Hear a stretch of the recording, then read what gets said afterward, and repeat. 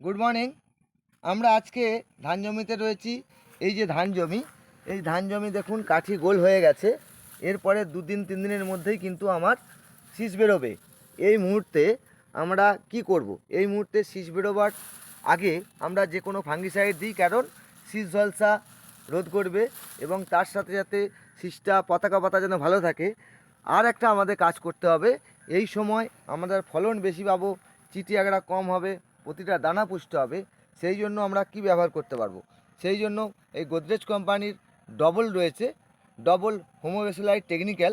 এই টেকনিক্যালকে এই সময় যে আমি ফাঙ্গিসাইড দিচ্ছি বা সাদা শীষের জন্য আমরা যে মাজরার ওষুধ দিচ্ছি, এর সঙ্গে একসঙ্গে যদি দিই, আমরা দেবো প্রতি যে 16 লিটার ট্যাঙ্কি 10 ml দিলে কি হবে?